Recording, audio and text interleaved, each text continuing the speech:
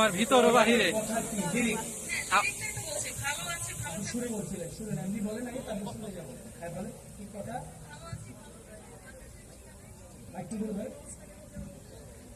ভালো আছি, ভালো থেকো, আকাশের ঠিকানায় চিঠি লিখো। গানটা কে গেয়েছেন? গানটা কে গেয়েছেন এটা পূর্বটা, কিন্তু গীতিকার এবং সুরকার ছিলেন বঙ্গবন্ধু শহীদ হাসান। ওনার বাড়ি হচ্ছে আমার বাংলার মিঠাখালী ইউনিয়নে। অনেক ধন্যবাদ।